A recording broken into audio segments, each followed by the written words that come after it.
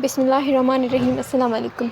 Class 7th की social studies का chapter number 6 है, जिसकी हेडिंग है ट्रेड एंड कॉमर्स। ट्रेड का मतलब ये होता है कि एक ऐसा सिस्टम जो एक जगह से दूसरी जगह चीज़ों को एक्सपोर्ट करता हो या इंपोर्ट करता हो, या एक इंसान से दूसरे इंसान को वो चीज़ें ट्रांसफ़र करता हो, एक सिस्टम को हम बोलते हैं।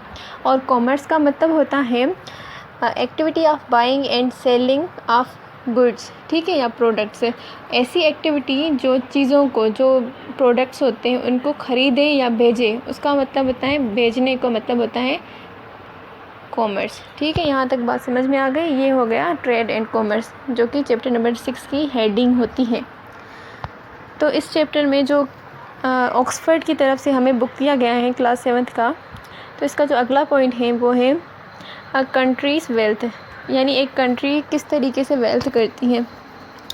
इस चीज़ को समझने से पहले यहाँ पर मैं एक और चीज़ समझाते चलूँ कि एक्सपोर्ट और इंपोर्ट किसको कहते हैं, जो कि आगे जाके इस लेक्चर में हमें बताया गया है। एक्सपोर्ट और इंपोर्ट, इस चीज़ को समझना बेहद ज़रूरी है कि what is export and what is import. ठीक है, तो एक्सपोर्ट हम उसको कहते हैं जैसे कि हमारी कंट्री है, ठीक है, इस कंट्री में हमारा जो भी एग्रीकल्चर है या जो भी मेन प्रोडक्ट्स हैं जो हमारी कंट्री में बनती हैं, जो हम बाहर भेजते हैं, ठीक है, बाहर सेल करते हैं, उसको हम बोलेंगे एक्सपोर्ट। जो कंट्री से बाहर भेजते हैं, ये नहीं है कि कंट्री के अंदर अगर ये वर्ड यूज़ होगा, कंट्री के अगर अंदर बात की जाए तो उसके अंदर सेल का हम यूज़ करेंगे, लेकिन जो बाहर हम करते हैं उसको हम बोलते हैं एक्सपोर्ट। और इंपोर्ट हम उस चीज़ को बोलते हैं जैसे कि हमारा जो मुल्क है, हमारे मुल्क में काफ़ी सारी ऐसी चीज़ें होती हैं, ऑयल हो गई, गैस हो गई, जो हमारी कंट्री पाकिस्तान में हर चीज़ अवेलेबल नहीं होती है।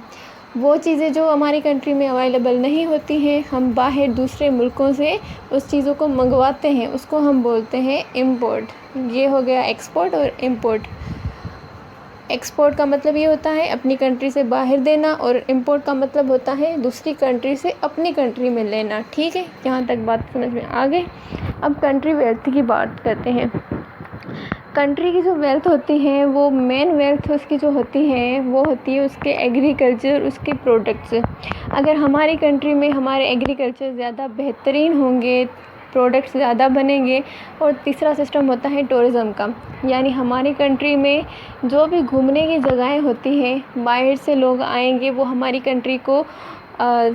कंट्री में विज़िट करेंगे, घूमेंगे। तो टूरिज़्म का भी एक बहुत बड़ा इकोनॉमिक सिस्टम होता है, जो कि काफ़ी सारी कंट्रीज़ में होता है, लेकिन पाकिस्तान में फ़िलहाल उतना नहीं है। पाकिस्तान में घूमने की जगहें इतनी ज़्यादा भी नहीं है जितनी दूसरे मुल्कों में होती हैं।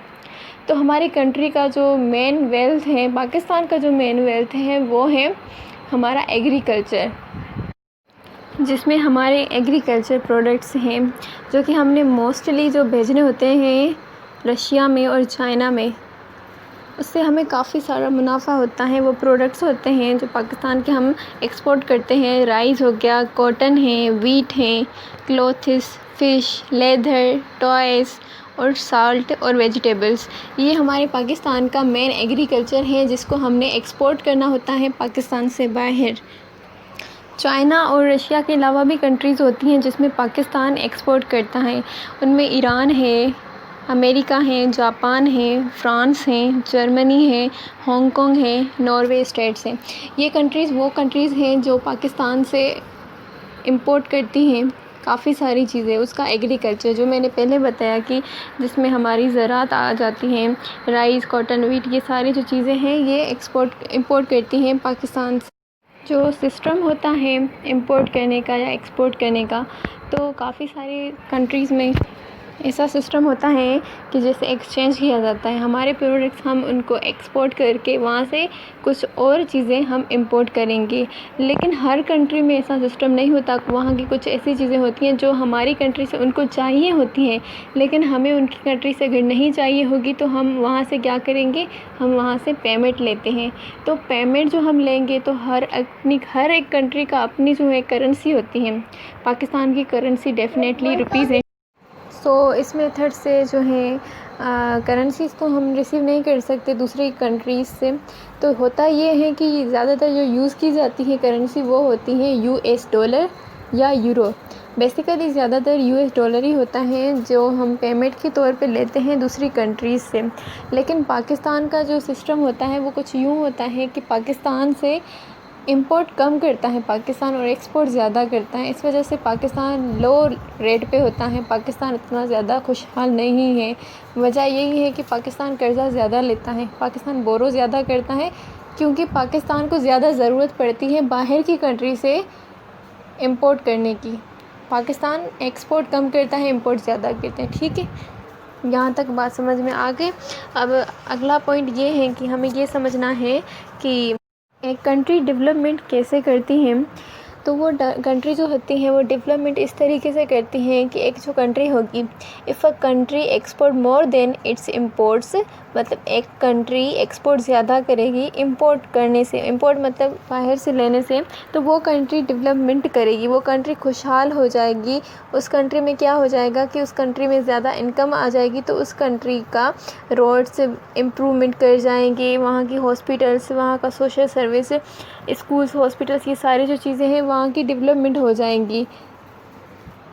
और अगर जैसे कि पाकिस्तान की बात की, तो पाकिस्तान इंपोर्ट ज़्यादा करती है बाहर दूसरी कंट्रीज़ से। अगर कोई भी कंट्री हो इंपोर्ट ज़्यादा करेगी, कोई भी कंट्री इंपोर्ट ज़्यादा करेगी, तो उस कंट्री को नुकसान होगा, क्योंकि उसको बोरो करना पड़ेगा। बोरो का मतलब होता है उधार लेना पड़ेगा। उसको उधार लेना पड़ेगा किससे? उसको उधार लेना पड़ता है बैंक से, यूनाइटेड नेशन डिपार्टमेंट से। उसको उधार लेने के बाद उधार तो वापस करना होता है, लेकिन उसके साथ उसको हाई इंटरेस्ट रेट्स भी देने होते हैं, मतलब उसके साथ ज़्यादा जो पैसे लगते हैं ऊपर से वो भी अलग से देने होते हैं। इसलिए वो कंट्रीज़ ज़्यादा कामयाब नहीं होती, उसमें गुर्बत ज़्यादा आ जाती है।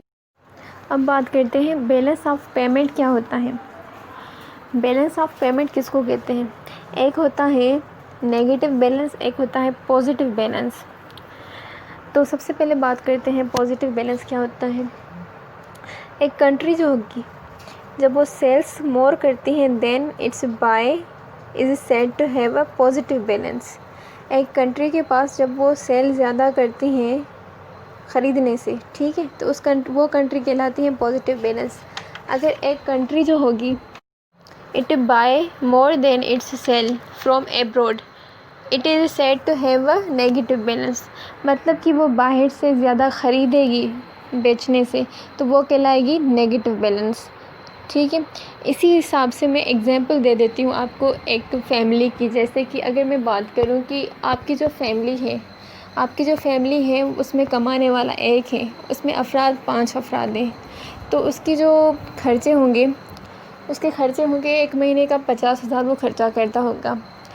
लेकिन उसकी जो सैलरी है, जो मेन अफराद हैं, उसकी जो सैलरी है उसकी 20,000 सैलरी है, तो उसकी 20,000 सैलरी और उसका ख़र्चा ज़्यादा है, तो ऑफ़ कोर्स उसको डेबिट करना होगा, उसको लोन लेना पड़ेगा, बैंक से लोन लेना पड़ेगा, फिर उसको बाद में रिटर्न करना पड़ेगा प्रॉफिट के साथ, इंटरेस्ट के साथ, तो वो जाएगा नुकसान में। उसको कहते हैं नेगेटिव बैलेंस। और पॉजिटिव बैलेंस ये होता है कि जैसे कि अगर मैं अपनी बात करती हूँ, मेरी जो सैलरी है वो 1,00,000 रुपया सैलरी है और मेरा जो महीने का ख़र्चा है वो 30,000 खर्चा है, तो मैं 70,000 कम से कम बचा भी सकती हूँ, तो उसको हम पॉजिटिव बैलेंस बोलेंगे, जिससे हमने बाद में फिर कहीं भी जाके स्पेंड करें, उस बैलेंस को जो हमारे पास ज़्यादा बच जाएगा उसको हम कहीं भी जाके स्पेंड करें, हॉलीडेज़ में स्पेंड करें, महंगे कपड़े लें, ट्रीट्स लें, कुछ भी करें, इसको हम बोलेंगे पॉजिटिव बैलेंस। तो एक कंट्री के हिसाब से भी यही एग्जांपल होता है कि वो कंट्री जब बाहर से कम लेती है और बेचती ज़्यादा है, तो उसके पास प्रॉफिट ज़्यादा आ जाएगा, फिर वो कंट्री रिच कहलाएगी। जैसे कि यूएसए की बात की जाए या दूसरी कंट्रीज़ भी काफ़ी होती हैं। तो ये हो गया ट्रेड एंड कॉमर्स, ठीक है। इसके अलावा यहाँ पर एक बात और कहते हैं कि जो लोग अपनी कंट्रीज़ में, जिनकी कंट्रीज़ में सोर्स ऑफ इनकम नहीं होता, तो वो क्या करते हैं कि वो एब्रॉड जाते हैं। जैसे कि सऊदी अरबिया हो गया, तो वहाँ पर इंडस्ट्रीज़ में या फैक्ट्रीज़ में कहीं भी जाके वो काम करना शुरू कर देंगे, तो वहाँ से जो प्रॉफिट उनको मिलता है, वो जो उनकी सैलरी होती है, तो वहाँ के जो भी मतलब करेंसी होती है वो पाकिस्तान में ज़्यादा रेट में चली जाती हैं, फिर उनको ज़्यादा फ़ायदा हो जाता है कुछ इस तरीके से। और सऊदी अरबिया में क्या होता है कि वहाँ पर रॉ जो मटेरियल्स होते हैं, जैसे कि ऑयल हो गया, पेट्रोल हो गया, वहाँ पर ये ज़्यादा रेट में मिलते हैं, ज़्यादा तादाद में मिलते हैं, उनकी क्वांटिटी बहुत ज़्यादा होती है। लेकिन मसला ये होता है कि जैसे कि अगर बात की जाए जापान की, तो जापान को चाहिए होता है, उनकी जापान में बड़ी-बड़ी इंडस्ट्रीज़ होती हैं। उनकी बड़ी-बड़ी इंडस्ट्रीज़ के लिए उनको ज़्यादा मिक़दार में रॉ मटेरियल्स चाहिए होते हैं, जिनसे वो यूज़फुल मटेरियल्स बनाएँ या फिर जो पेट्रोल है, ऑयल है, उसको प्योर किया जाए। पर सऊदी अरब में उस हिसाब से इंडस्ट्रीज़ ज़्यादा भी बड़ी नहीं होती हैं। सऊदी अरब में क्वांटिटी ज़्यादा होती हैं, तो वो क्या करेंगे, वो एक दूसरे के साथ एक्सचेंज करेंगे, क्योंकि जापान में हाईली टेक्निकल मशीनरी ज़्यादा मिलती हैं, तो वो उन दोनों का भी इस तरीके से काम बन जाता है। ये भी एक चेंज हो गई, मतलब इंटरनेशनल ट्रेड जिसको हम कहते हैं।